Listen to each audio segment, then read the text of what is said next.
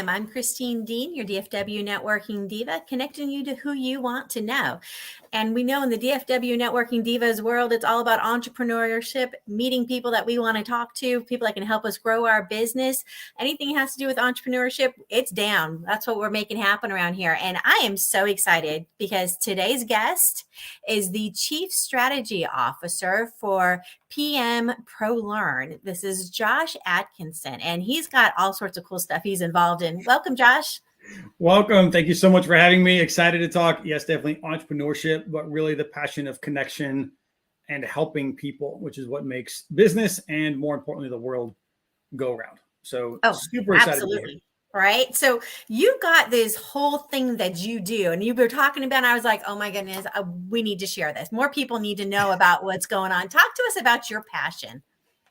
All right. So my passion really comes down to my why. So those that have never been through Discover Your Why by Simon Sinek, I highly recommend it. Right. But my passion, my why is to lead and help others so we can just make everything better. Right. Like that is why I feel like God made me. That's why I exist, is so that we can all work together and make everyone's life just a little bit better every single day. Right. Like that is what we do. Exactly. That sounds like a good way to go. I mean, I can't imagine living life any other way. If you wake up and you don't have a purpose in the morning, why get out of bed? Yeah, it's a good point. Right. But I think so many veterans struggle with that. Right. So many veterans, you know, as a Marine vet myself, right, we really don't understand how do we identify that why? How do we identify that purpose? And then more importantly, how do I get a job that lets me marry kind of those two things together, right? It's really confusing for us getting out of uniform. I mean, I know you have direct experiences, you know, with your own siblings, and right, it's that gap, right? That real big, I think, gap of who am I out of the uniform? How do I figure out what do I want to be doing? And then how do I go find the job that lets me do whatever that new thing is that I can't even describe in the first place? Right, Josh. I mean, you just hit a huge issue, right? For so many military, they understand, they joined, they want to serve, they want to do well in the world. And then they, you know, choose to serve their country. And then they get out and they're like, who am I without the uniform? And that's a struggle coming back into society. And like, what do we do with the civilians? They don't speak our language. They don't understand us. They don't know what we've been through, but they want to continue to serve within their communities. So, you know, that struggle of where you want to, you know, what do I want to be when I grow up, when I finished my first career, right? It is. And I've jokingly said this to a lot of folks, some very, very senior in the military, that the most mature you're ever going to be while you're in uniform is a college graduate, because you still live at home and mom and dad tell you what to wear. And your whole purpose in life is simply making sure all your other siblings don't violate the rules of mom and dad, right? I mean, let's just be honest, right? Because everything is given to you. Everything's provided for you. You can't make any more allowance than they give you anyway, hence your pay, right? And you're kind of in this very controlled little bubble, right? Which is great so that we can all in uniform hyper-focus on the chaos and the stress of the mission at hand, right? So we provide all those other things, right? But then we get out of uniform, we stop living at home. I call becoming the fostered foreign orphan, right? So for the first time in your life, I get to choose what I want to do, where I want to live.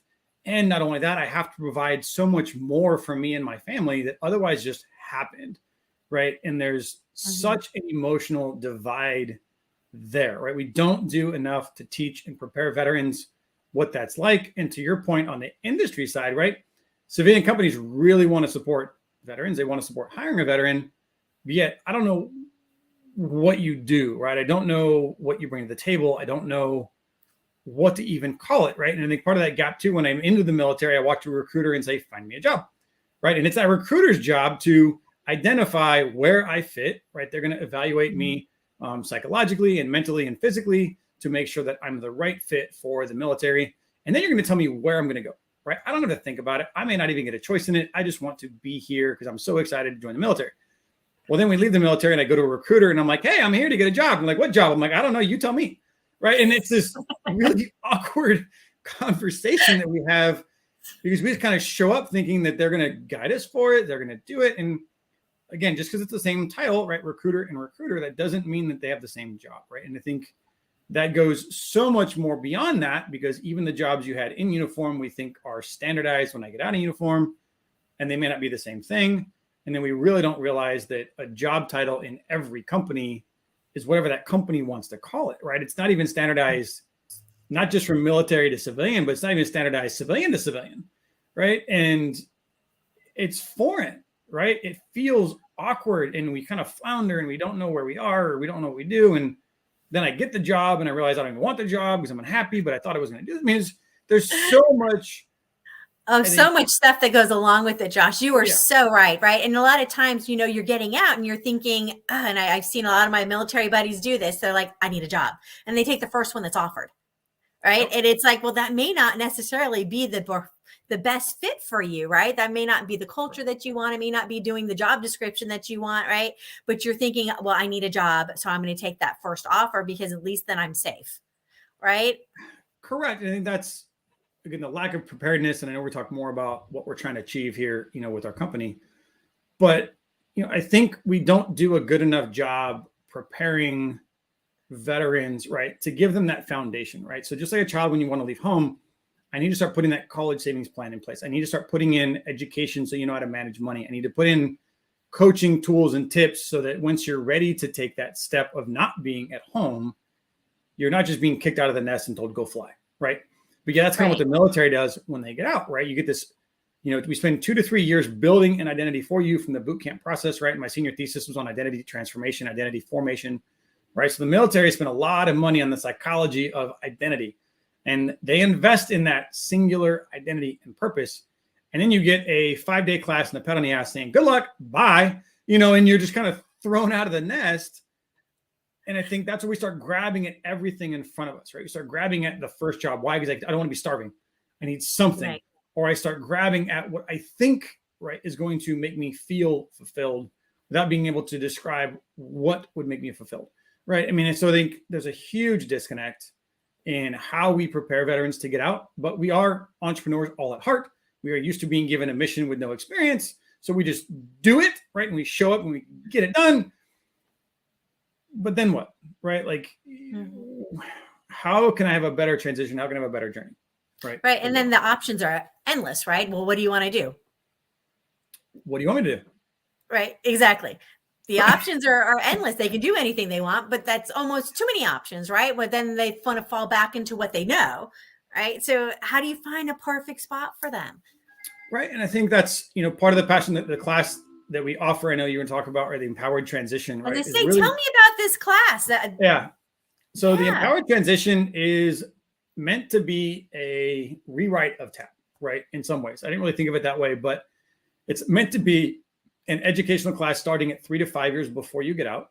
That really starts walking you through the emotional journey of what it's going to be like when you stop living at home, realizing that it is dependency based, right? That you are given everything and you have to start learning new skills and new talents to make that better, right? The second piece is professionally, right? Understanding how to, I call, upgrade your weapon system, right? In the job hunt, right? I was a fisherman in transition where your resume is the bait, you hope to get a fish.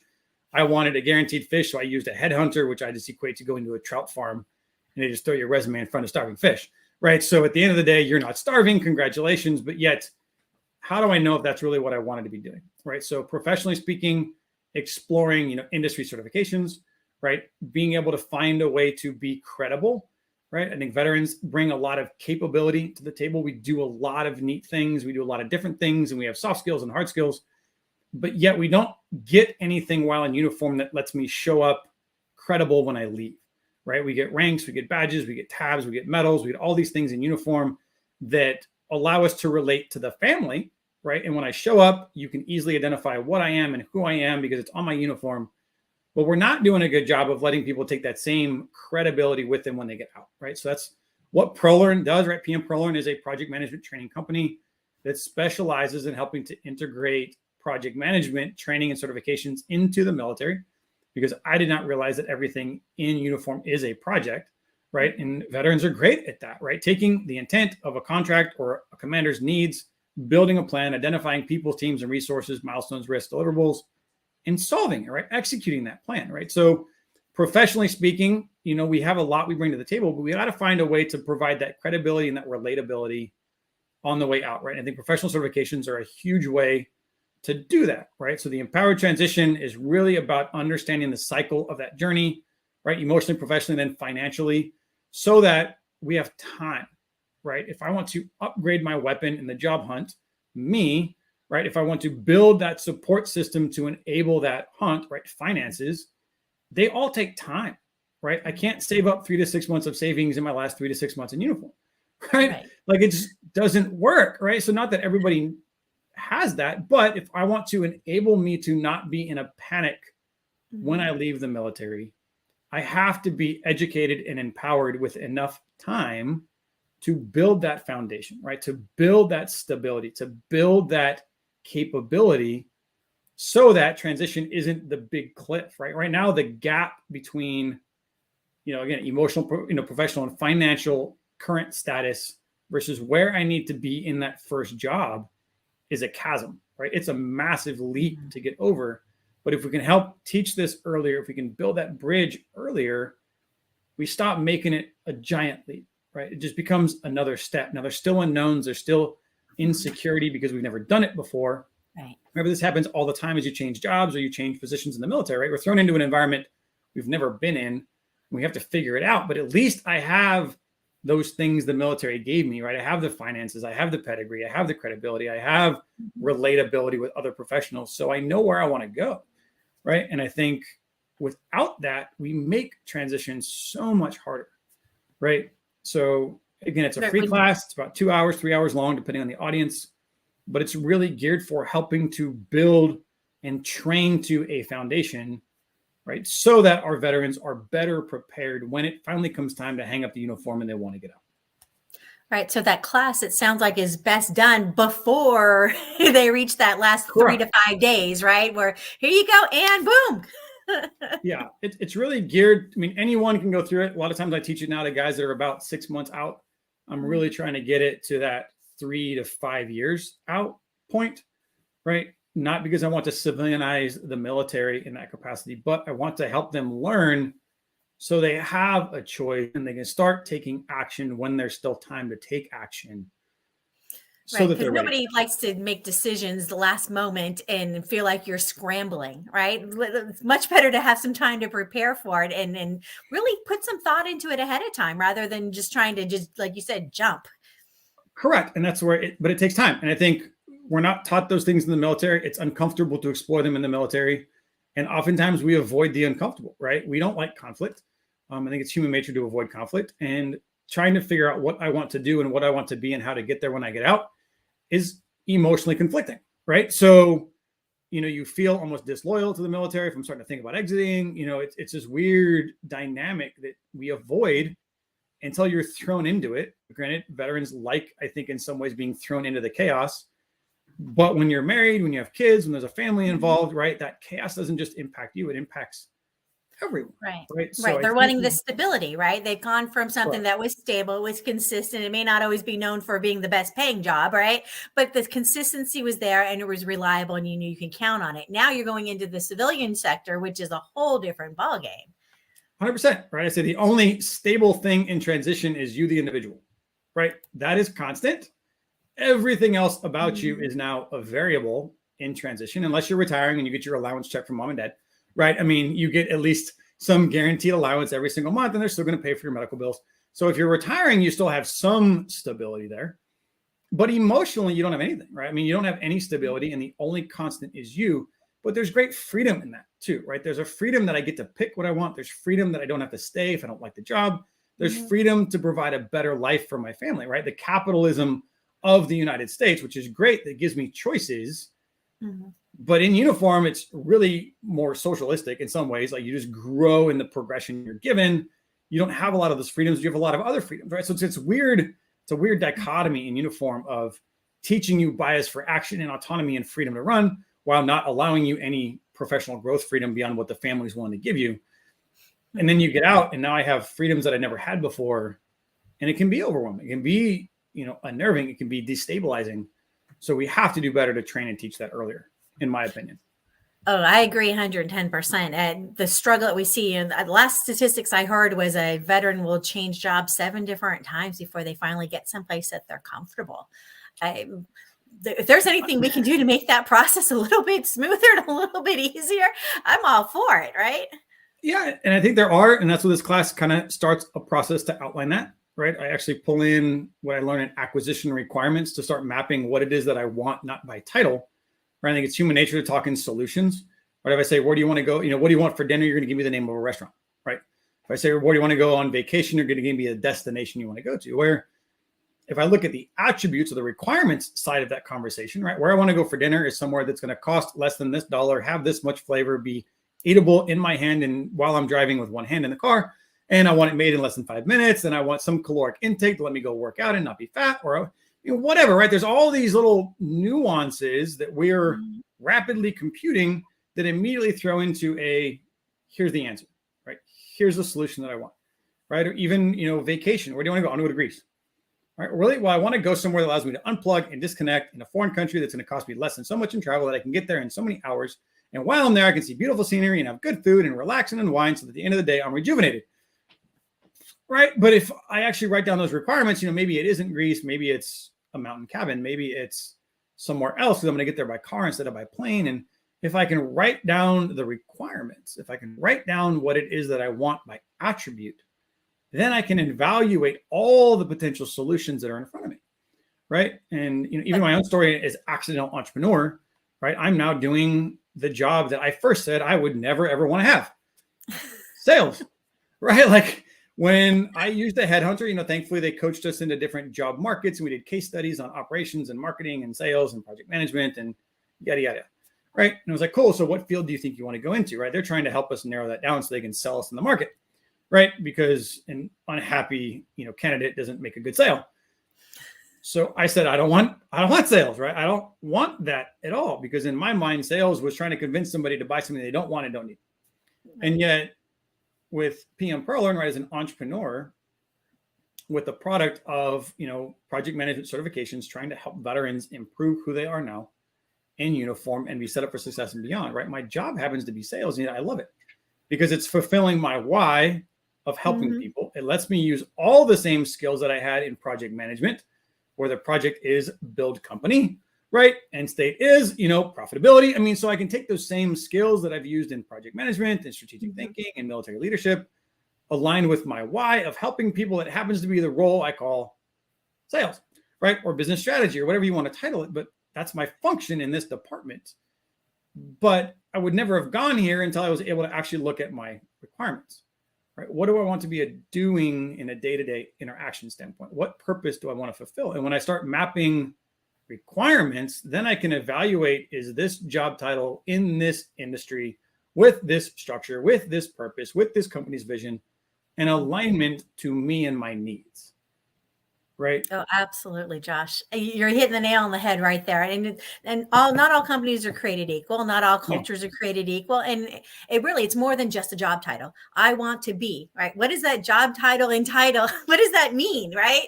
At that particular place. And you got to find that good fit, right? Correct. Right. And I think so often too, like in the military, your status is based on title, right? And I think we equate our satisfaction and our purpose to title, right? And I think when you get out of uniform, you have to start realizing that oftentimes our insecurity may drive us to a job to achieve a title that doesn't actually match what we want, right? And I use a story frequently in this class of a colonel that I talked to who left the military, pursued the program manager job, making the 6+ figures in DC, and was miserable. Right. Why? Because that's the next step you're supposed to take, right? You're that 30-year colonel, you're getting out, you're supposed to get the next high-powered job so all your friends can look at you and be jealous of who you are and say, wow, you're so successful and great. And he was miserable, right? And miserable. And then he started outlining requirements. And he's like, I don't want to be responsible anymore. I don't want that on-call 24/7. I don't want the burden of performance. He's like, and I don't need the money, right? I'm retired. I got VA disability. So I don't need the money. I don't want the responsibility. I don't like the accountability necessary. So what do I want to do? Right. And he became a trucker, right? He is an over-the-road trucker and happier than everything, right? He's like, look, I'm responsible for me. My wife and I go on the road. We're doing line haul. I got a sleeper cab. I work when I want to, because he was just tired of that rat race, right? He didn't want to always be on call anymore. And you hit something really important there. Quality of life, right? Quality of life. I know my son's kind of talking about getting out and then he's an Air Force, right? And so his thing is like, Ma, I don't want to work these kind of hours the rest of my life. This is brutal. All right. Let alone, going off to places that are 120 degrees in the shade.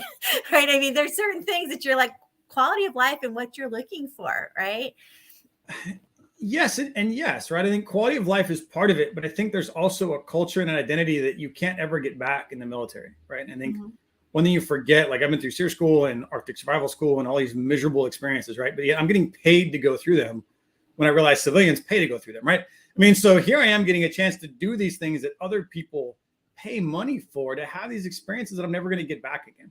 Right. And I think because of those shared hardships, right, when you look at identity formation, right, common hardships create a bond of culture and tradition that we go through that allow us to have that relatability with other industry professionals, right, in the military.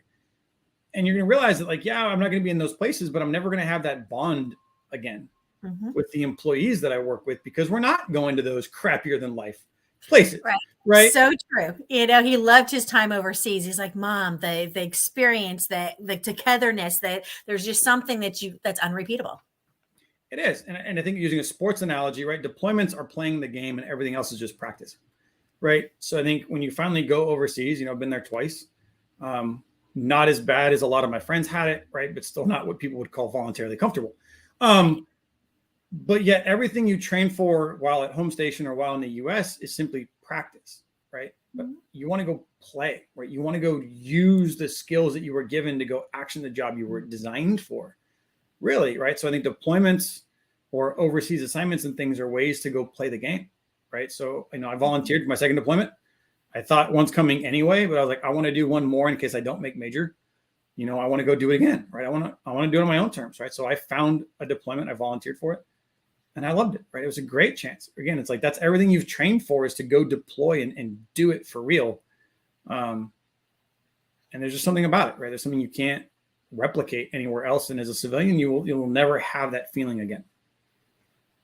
Absolutely. Right. And it's probably part with transitioning out and working within the civilians is they don't understand necessarily what that's like, what you've been through, and that sense of camaraderie, like you said, it's kind of unrepeatable.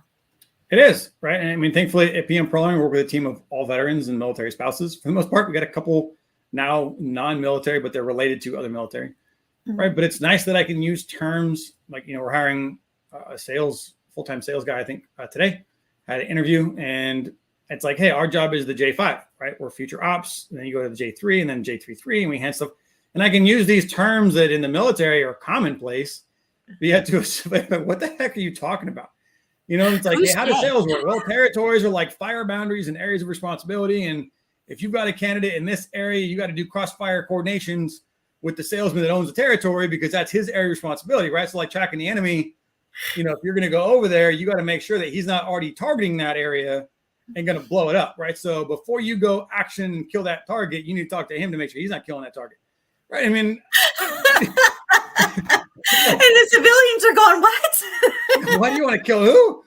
Like, why? Because what I've learned is sales is targeting, right? It's human intelligence and targeting, right? I want to go shape an area customer buying decision through the actions of we call non-kinetic fires, messaging, marketing, pamphlets, flyers, whatever, so I can influence their ultimate decision as it relates to my mission, which is fires, right? It's called non-kinetic fires in the military and human targeting.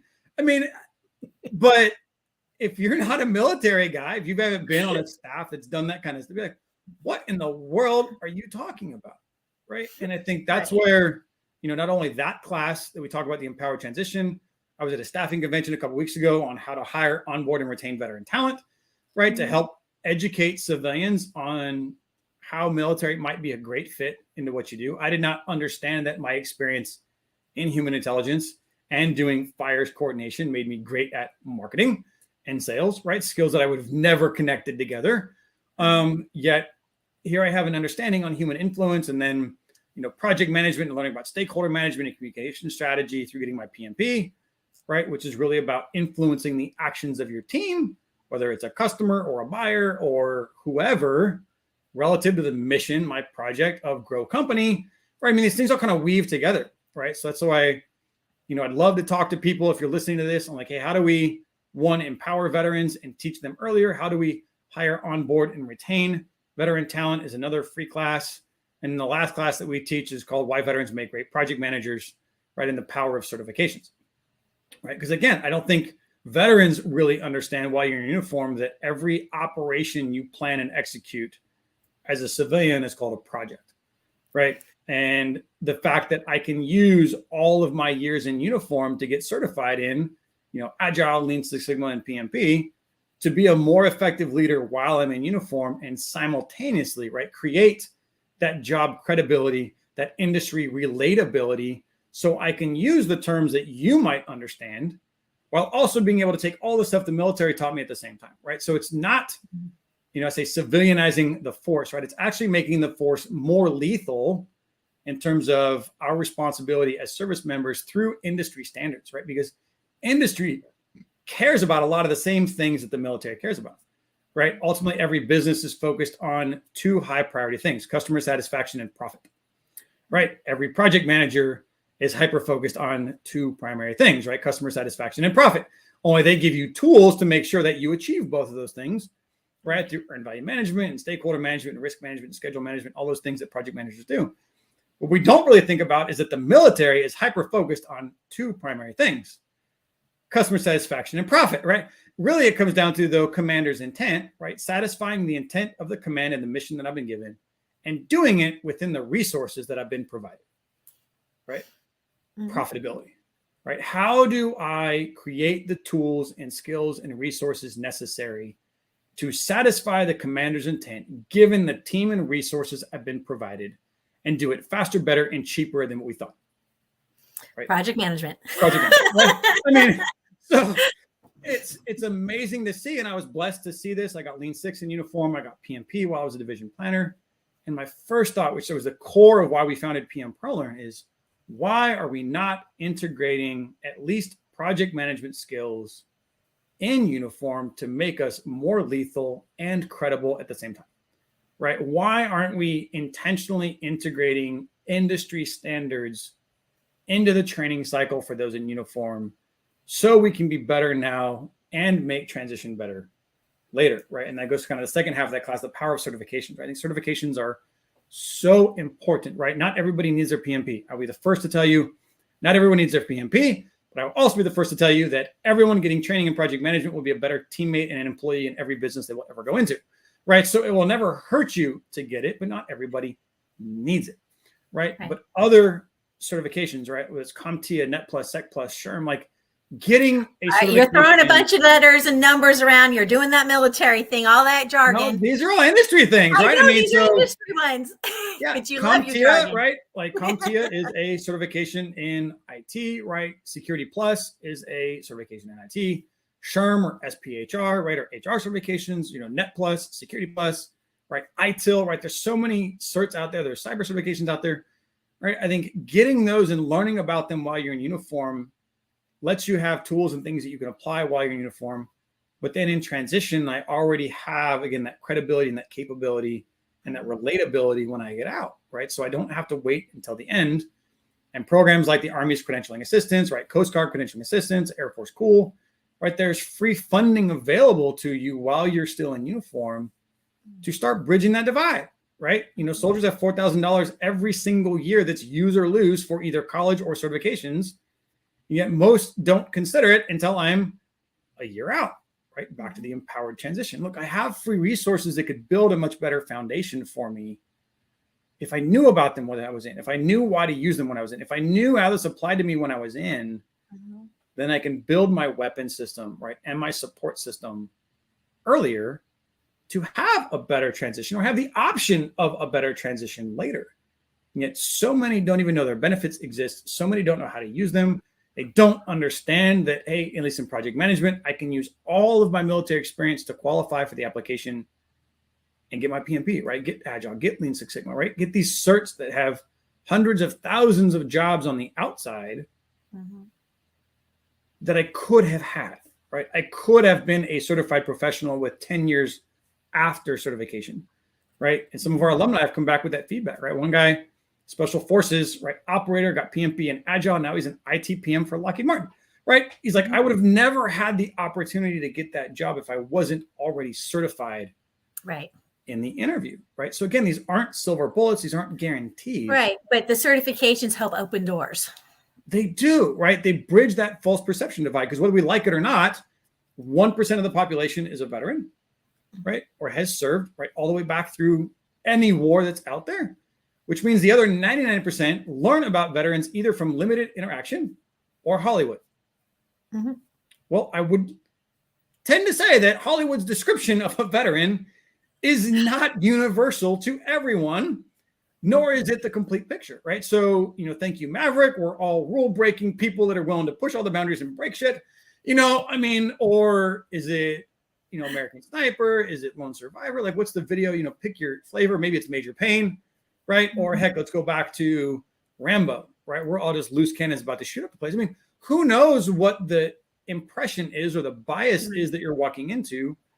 But if I don't do something to change that perception, if I don't do something to bridge that misunderstanding, I've already started at a deficit, right? And that's why I think certifications are so powerful, to bridge that divide, to take what we know as an organic capability and give you the credibility and relatability with other professionals to have a choice to get the job you really want. About opening doors. It is. Right. Yeah, it makes perfect sense. Wow, what a great program you've got going. So you've got a couple of them, right? So you've got, review them one more time, because there's a lot going on here. Unpacking course. One more time, review it one more time. So one of them is the Empowered Transition, right? Okay. Is a class focused on teaching veterans and their families how to be ready for transition emotionally, professionally, and financially, ideally starting at 3 to 5 years out, right? So I'd love to bring that to every installation, either through virtual means or through the USO or through whoever let me come do it, right? So we can start teaching transition earlier. So you're trying to get into the bases. Is that the idea? Onto the bases, talk with ideally.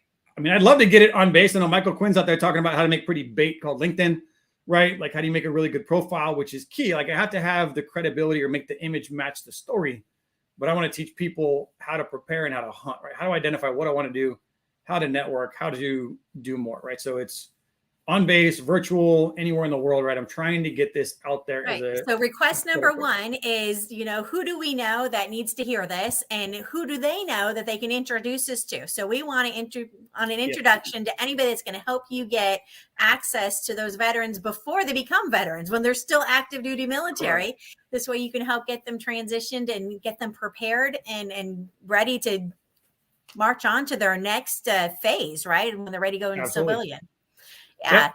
So there's an introduction we're looking for. All right. Yeah. So if you know anybody that can help me out with that, I'd love to do that, right? Get an introduction to bring this free class either to hiring events, right? If you're doing a transition event, I'd love the day beforehand to offer the Empowered Transition, or the second class, which is really geared towards pure civilian companies. How do we hire, onboard, and retain veteran talent, right? So that we can educate those who so want to help serve the veteran community, how to coach vets through that divide a little bit, how to look at a resume differently, right? So when a veteran serves up and says, I just want a job, we can maybe help guide them and steer them a little bit better. Or for the companies that really just want to support our service and support the heroes that are out there, right? What do you do about that, right? How do we actually take them and employ them and help them find meaningful work? Right. So again, I love that. So that's huge, right? So you're talking about people in HR departments or company heads that are, and CEOs saying, yes, we need to hire more veterans. Why are veterans not sticking around? Why are they, not staying and supporting our company? Because you could hire them and they leave, right? Because you don't have the right culture in place to help support them. Correct. So, or we don't know where to put them. We don't know how to, our job recs. Job recs out there are often discriminatory against veterans because I don't maybe have the pedigree you think you wanted. So I may not even apply to the job, right? So just teaching people in the organization side, the HR side, the hiring side, the operational side, look, if you want to bring on veterans, here's things you may want to consider and why it's going to be a little difficult or why it's the greatest investment you're ever going to make into that team, because veterans are great workers. It makes great business sense to hire veterans. But you better know what you're getting, right? You better know the capability and the capacity of what that person is before you pigeonhole them and drive them away unintentionally. Oh, absolutely. Right. Because when you put somebody in a position where they can't grow, when they can't learn, where they can't use the skills they already have, they're not going to feel like they're really being able to contribute, and they're going to want to leave. Correct. Right. Because I don't fit. I'm not again, the becoming a foreign orphan. Let's stop making it feel like a foreign orphan, make it feel more like a family where I've got a mentor and a guide that can help me become there. Absolutely. So HR department CEOs and anybody that's wanting to hire more veterans, reach out to Josh. Yep. And then class 3, one near and dear to my heart, which goes back to our business with PM-ProLearn, right? It's PM-ProLearn.com.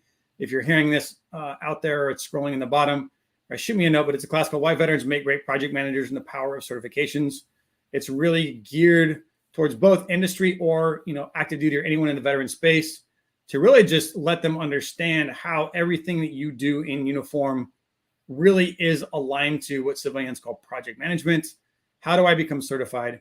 How do I fill out those applications? How do I take and capture that experience to let me become a certified professional, right? And we talk through educational benefits like Army CA, Air Force Cool, Coast Guard CA, GI Bill funding, unit funding, right? Ways to fund our certification program, right? While we're in uniform, we are the only GI Bill approved PMP company in existence. Right, we've worked really hard to find the free resources to help get this provided to our veterans and their families, right? But then also that certification side of the house. So, hey, what are professional certifications? How do I get them? How do I figure out which one I want to get so I can upgrade my weapon system before I'm in the job hunt, right? Or the firefight, right? So how do I learn about these things earlier? So primary audience there is, Army, active duty, Guard, and Reserve, right? Marine, active duty, Navy, active duty, Air Force, active duty, right? Just because those are where the benefits line up, or coasties. Again, just so we can help teach people, educate them, empower them, give them resources that make them more effective. And story after story after story from our alumni come back saying, hey, I got certified in project management. I reworked my shop. I became more effective while I was in. Then I left and I got a great job, right? It really was seeing the success of being a certified professional and how to relate to and get that credibility we deserve when we leave uniform, because I don't know what to call it. Right. But if I'm certified, you can identify with that. You can relate to that. And now I am giving myself a leg up, right, on a potential bias that I may not even understand is there. Right. And you speak that same language, right? So everybody's talking the same thing, because we know that's not always the case. Absolutely. I love it. So those are 3 wonderful classes. So if they want to find out more, we really want them to reach out to you, talk to you, and we want them to check out your website. Once again, you want to tell them the website? Yeah, website is www.pm-prolearn.com, right? Or hyphen, for those that call it a hyphen, not a dash, right? You can email me if you want at Atkinson, ATKINSON @pm-prolearn.com. You can find me on LinkedIn, Joshua J. Atkinson. I've been there since like 2008, I think. So I still got to use my name in my tag without a bunch of numbers, right? Just want to connect, right? I want to help. I want to advise. I want to educate. I want to assist. Right. If you want to fly me out to your location, I would ask that you at least cover the travel cost, but the class is free, right? These classes are free because we learn and grow by helping others, which is my why. It is my reason for being here. Right. And again, I want to share through my own pain and my own failed journey so that people have a better, journey than I did. Right. So people can learn from my mistakes. People can learn from what I didn't know. So you can learn and be prepared and have a better chance at getting out. So your transition, it sounds like, was a little bit rough. You want to share any of your little story? I mean, it was rough in the sense that it could have been better, right? I mean, thankfully I had a job. I mean, I got right into construction. I moved to Philly. I wasn't starving. I could pay my bills, right? I mean, but the job itself, project management, I love the field, but then just realized that the pay, the travel, I mean, all those other nuances just didn't really fit with me. My family's like, it's not sustainable, or we can't, my quality of life went down, my cost of living went up, my pay went down by 40%, right? And you're like, okay, this isn't sustainable, right? In the long run. I mean, thankfully I stayed in the reserves. I call it the family reunion once a month, right? I got to go home and just be me and be around my siblings and my other family members without having to explain myself. My transition out of the military, I did not want to get out of the military. I planned on retiring and I didn't get to.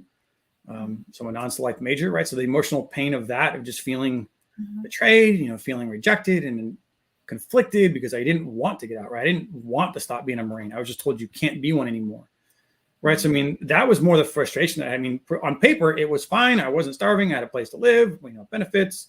I got a job. I got another job. I mean, if you look at the journey itself, everyone's like, what's wrong with that? But emotionally, it was not roses, right? And I tell guys in the Power Transition story, right, I was too insecure to know how to process the pain I was going through to even let my family be a part of that journey at all. Right. I didn't want to look at what I wanted to do next because I didn't want to do anything next.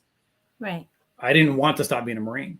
Right. And because of that, I avoided it. Right. I avoided that conflict. I avoided that pain. I avoided going through and analyzing how to be where I wanted to be. So I took the easy road. I used a headhunter, and it was success, but it was uncontrolled success. And then when I wasn't happy, I didn't know what to do about it because now I got to go back to get the fish from the guy that gave me the fish. Right. I didn't have the skills and resources to find the job that I want. And by God's grace, I became an entrepreneur while working full-time somewhere else. And through learning how to network through LinkedIn and grow a company and doing sales and engagements, I learned how to actually network. I learned how to reach out for help. I learned how to build, as you're a professional in that professional network, and then how to do networking within that professional network to get me the help that I needed to open the doors that I wanted to now create the opportunities that otherwise didn't exist, right? And why America is fantastic is that there is no door, right? You can create one, you can open one, you can build one, but you have to have the tools to do it, right? And I think that's where the emotional part of my journey, I think, was the failure, right? It was hard and it sucked. And I want people to be ready for that much earlier, right? Physically, it was fine on paper, but it could have been so much better. Right. The emotional side is something completely different. Right. And so we really want the transition process to be as smooth as possible. And we want our military to transition out and be veterans and be proud of their service and be able to proud of what they do in the civilian life afterwards. Right. So Correct. Whatever we can do to help with that. I love your program. I love what you're doing. So if anybody wants to get involved, sounds like you're going to keep growing and expanding. So you might get some people knocking on your door going, I want to work with that guy. He knows what he's talking about. He's got the right energy. He's doing the right thing. And you might find some people knocking on your door there, Josh. I hope so, right? I mean, at least just to say hi and grab some coffee. I mean, but the other part too is like, I want the military to go to the other passion, right? I want the military to be the best military in the world so we can handle the worst threats in the world as well, right? And I think that's kind of the other direct part. I have a concept paper called Building Soldier Lethality and Job Credibility, right? Is I think industry certs are a way to help us make the military have the culture and the attitude and the skills that it needs to win the nation's battles, right? To be the most scary thing out there as a deterrent, right? Or when problems arise, to have the skills we need to go action those things, right? And I think project management has a direct impact on that too, right? So I want people to be proud of their service. To your comment, I want people to want to join the military. I want people to have the same pride in what they did that I did and to make it better. And I think there's a culture law. I think there's a huge dip right now in that feeling in the military. I've got some ideas on how to fix that too, right? So if you want to hit me up, I'd love to have those conversations. But I think we can do more. We can do better. We can help people. We can, not make it as painful as it is, right? So as society changes, as cultures change, we can still make this journey a better journey. Absolutely. So if anybody wants to be part of that change, be sure to reach out to Josh. Once again, it's going to be J. Atkinson at PM-ProLearn.com and reach out and talk to him and see how you want to get involved. Josh, I think you had some stuff that you were going to share with us, and I don't even think we went there yet. Pull it up. Let's see it. We didn't. All right. So I'll try to screen share, I guess, but let me. Is it showing now? Is it letting me show? How's All that? right. There we go. It came up. Right. So just on the active duty side, right? For those looking into project management, a lot of people don't know, like your E4s can be certified in Agile, right? Agile certification is about small teams and rapid change. It's the foundation of all IT projects and software development projects that are out there, but it only requires 1.5 years of experience to become certified. Lean Six Sigma, a lot of folks know there's a DoD directive from 2008 that we're all supposed to be doing lean that we kind of ignore. That's out there because it allows you to do more with less in a more efficient manner. But a lot of your E5s can be certified in Lean Six Sigma. So we stop the red tape and we make things actually run like they're supposed to.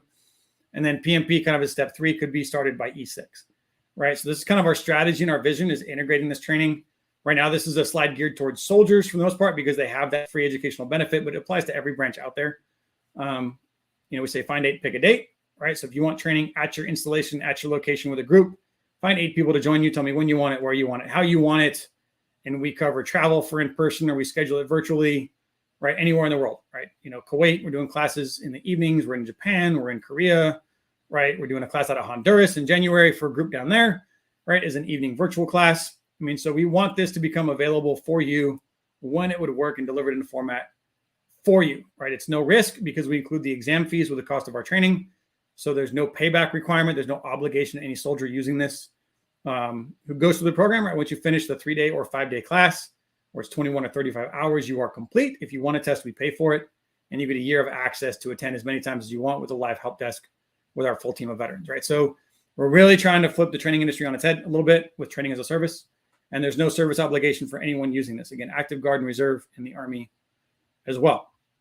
Okay, the other slide showing, right? People always ask, hey, where should I start? Right? The truth is that projects require different lenses, right? Different types of perspectives. So agile is the start, would be fantastic, but lean is woven into agile as an efficiency concept because an agile team is fixed and I got to do as much as I can with what I've got, right? So again, the tactical end, the small leadership end is agile.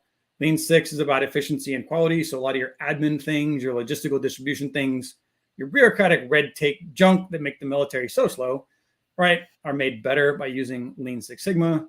And then in PMP, Six Sigma is actually woven into PMP as a quality standard because if I'm building a house, I have to do it so it doesn't fall down. So I have to know how to incorporate quality into my project, but half the PMP exam is now agile based as well, because not every project is all of one or the other, right? So these really are a complementary capability set. And if you go type all these into LinkedIn right now, if you type PMP into LinkedIn, there's about 550,000 jobs out there. If I type agile into LinkedIn as a methodology, there's about another 500,000 to 600,000 jobs. If I go look at Lean or Six Sigma individually, it's about 100,000 each for those jobs, right? Change manager, project manager, operations manager, right? A lot of titles that are looking for these certifications too, right? So it really does give you an amazing foundation as a veteran to be more effective in uniform and beyond, right? That we just don't think about, right? I don't think in these terms, but having, Lean and PMP when I left active duty made me a much more effective construction PM. Using those same skills, I became a consultant, right? And like I said, I became an entrepreneur where my project is now grow a business and I'm still using the exact same skills applied to a different mission set, but it gave me something I could use and something I could relate to, when I left the uniform, right? And I didn't understand this value till my first construction job where my customer wasn't talking to my boss, they were talking to me. And I said, why? And they go, well, you're a PMP and we're a PMP and he doesn't use the same terms that we use. And it's easier to do planning with you. Oh, I'm credible, right? I have credibility now as a certified professional in a multi-million-dollar construction project. I mean, so that was kind of that aha moment for me, which happened before we started ProLearn, right? It happened before we started building the company, but wow, the impact of being certified and seeing what that did. And then that kind of fueled the passion when ProLearn became an idea of why it's so important to make this stuff happen. So. Wow. I love the work that you're up to. I'm so excited to continue to share what you do and see if we can get more people involved. Once again, reach out to Josh Atkinson. I'm Jay Atkinson at PM-ProLearn.com and make some amazing things happen for our transitioning military and veterans. Thank you so much, Josh. Thank you so much for today. I look forward to being in touch and please reach out. Absolutely. So once again, DFW Networking Diva, bringing you people that you want to know. And Josh is one of those people. So we're so glad to have you here, Josh. If you want to talk about entrepreneurship or transitions, it looks like, or any kind of fun stuff that we're doing in the entrepreneurial space, reach out and you can also be on our show, DFW Networking Diva. Thank you, Josh. We're going to have you back again. I know it. It's going to happen. I look forward to it. Thanks, Deane.